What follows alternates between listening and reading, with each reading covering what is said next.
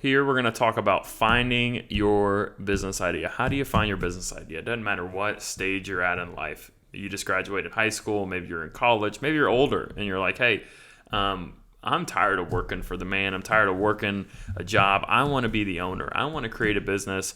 And, this channel that we make here is just all about business ownership. And because I really do think that being your own boss, forging your own way, number one, money-wise, you're making so much more money as a business owner if you're successful than you ever could as an employee. Yep. And number two, you have creative control and actually control over your life. Hey, if I want to take time off, I don't got to ask anybody. If I want to go take a break and do something, I don't have to ask my boss. And the third thing is that ultimate wealth and being able to give back to an organization because you're the owner. You set the tone, you set the culture. So if there's things that you don't like about your culture, guess what? You're the owner now. You set the culture. Yeah, you can change it. And with this, we do own our own company.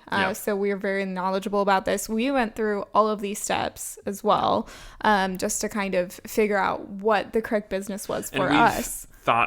We think about starting a business probably every other month, like a new business every idea. week. So like this whole process that I'm going to tell you here of how to start a business or how to find your business idea is something that we go through all the time. Yep. And the first step is look around look around where you're at right now. Yeah. Like your current circle. Your current circle, and see if there's an opportunity in what you're doing now, right? So if you're working at, who knows, so maybe you're working somewhere and there's a possibility for you to start that business. Okay, there's a possibility. There's an immediate possibility. You understand the business you're working in, you could potentially start that. A lot of times it's not the case. Okay, so what are the businesses that interact with the place that you work? Even if you're a nurse or you work in the medical field, there's businesses that interact with the medical field. So you don't have to start a hospital, but you can start a business that interacts with a hospital. So looking around where you're at right now, just keeping your eyes open to saying, okay, what interacts with this? Who's taking the trash out at the place I'm working at? Who's taking the trash out? Where's the trash going? Like just following stuff. I know that sounds weird, but like following stuff, because if you saw the opportunity, then you probably wouldn't be seeking advice for this. And a lot of times business opportunities do not come up easily. Yeah. Like a lot of times they're covered up and you have to uncover the business idea. So a lot of times you overlook business ideas just because you're like, oh, well, I've never thought about that, right? It's like, well, if you keep your eyes open and you look around at your immediate circle, you're going to be able to find something. Yeah, I think starting our own company, like business is so creative. And I think that's one thing people don't talk about. This is a side note, but you have to be so creative in business, because if you are starting something that's never been done before, to even have the idea of that is insanely creative. And two, in order to actually create a business and your processes and your marketing, and you wear every hat, you have to be creative with how you stand out from other people, and creative with the ideas. So when you're looking around you, get creative. It's perfectly fine. Business is not as like black and white as people think. Yeah, literally every business interacts with probably over 50 businesses. Oh, absolutely. If not more. And it's not every day, right? Like you think of the light bulbs in a warehouse. Well, obviously those don't need to change every day, but there's a business that does that. Yep. Or there's a maintenance company. There's something that does that. So looking around where you're at now and just seeing if there's opportunities, that's the first thing. Is just saying, okay, where am I around, and is there a business that I could actually start by looking at where I'm at? That takes no effort at all. You're already bored at your job. You're probably only working 6 hours when you work 8. Let's be honest. You're thinking about other things. It's time to be productive with that time and think about other businesses you could start. Number 2, you need to network with local businesses and your community. Ask those business owners, what's your biggest headache? Tell me your top 5 headaches about your business. What are the things that you hate doing? What are the things in which there's an opportunity in? Okay. And then from those opportunities, from those headaches, is there a business that can solve those problems? Yeah, absolutely. We mentioned it before, but your network is your net worth, right?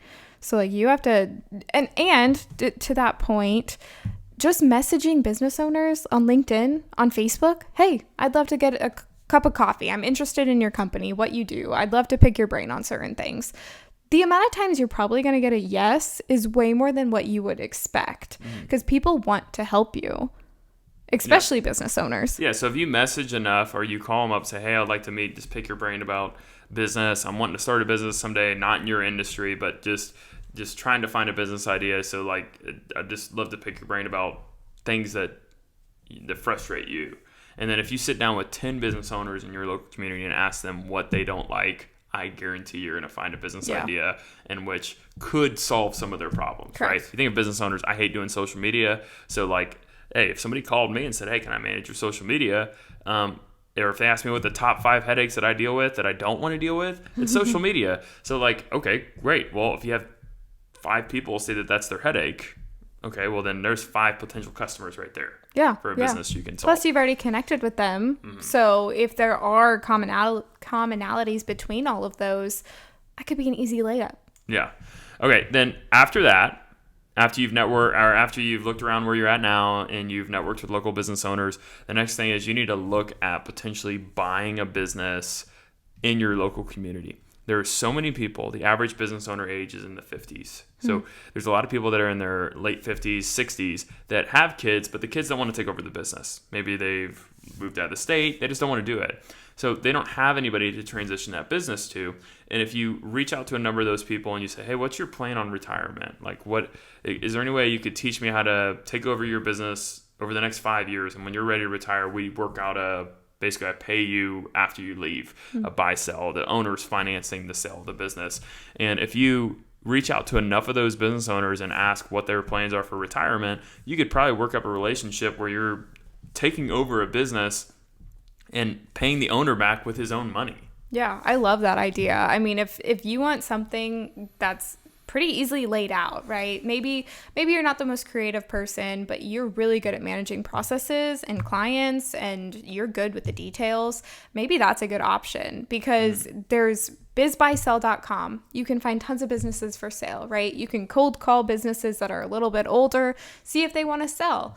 And you can get into those businesses that already have an established accountant, they have established insurance, they have established client base. Like it kind of takes away the stress of the first couple of years. Now you are paying them back over time or giving a lump sum at the beginning, right? So it is a little bit more capital intense, but they have an established base where they've already learned some of the hiccups and the headaches that you won't have to go through. So that's definitely a great option. The nice thing about buying a business versus starting a business is that you're able to take an existing business, which probably has problems with either sales, continuing to put the pedal to the metal on sales, or their processes are outdated. They're still like using paper and storing paper on everything. There's so many things that if you take an existing business that's been around for a while, there's so many inefficiencies that you can take out and make it run more efficiently, and you're able to scale a lot faster because you already have an existing client base in which you can nurture. So buying a business is a massive opportunity, especially today, because there's so many small businesses in which the owner's making $300 to $400 a year, if not more, and nobody knows it. People think they're not making that much money. A lot of these local businesses in your community are making a lot of money, and buying a business is, I mean, it can be way more efficient than just starting one if you can take over an existing book of business and continue to grow it. It only makes sense to buy a business if you're able to grow it after sale. Yeah. Because usually you're more incentivized because you're paying the owner back if you sell or finance, or if you're paying a loan, you want to pay more. You want to be able to bring in more revenue to that business to improve it. Yeah. Another thing you need to do when you're thinking of a business idea is, let's say you've done what we just said. You looked around where you're at. You networked with local business owners to find the issues that they have in business, and you've also talked to people about potentially selling their business, and you still don't have anything yet. Well, what you need to be doing is you need to be researching it every day. You will find what you're looking for in life with the internet that we have. If you look on YouTube on different business ideas, like our page, we have tons of videos on how to start certain businesses, and there's tons of other pages out there that provide business ideas. If you look on websites, just Google things, and you're constantly looking for different businesses to start, running them in your head, running the scenario, making sure it fits the lifestyle that you want, you will eventually find one. Yeah, absolutely. I think another point too, when it comes to finding a business idea to mention, is make sure when you start this entire process that you're thinking about the life that you want to create. So, which it might not be attainable for every idea you have, but if you want a life where you have freedom, where you don't necessarily have to be tied down, whatever it is, find a business that fits that lifestyle. So if you're going to go out and actually put your time and effort into something, make sure it's what you want to do for the next 10, 20 years of your life. And that's just you sitting down, really thinking about what you want your life to look like. If you're a woman, do you want to stay home, raise kids, and work on the side? Like, are those all options? Absolutely. There's tons of companies out there that allow you to do that, and business ideas. But you got to know that going into it so that you're intentionally making those decisions as you go throughout this process.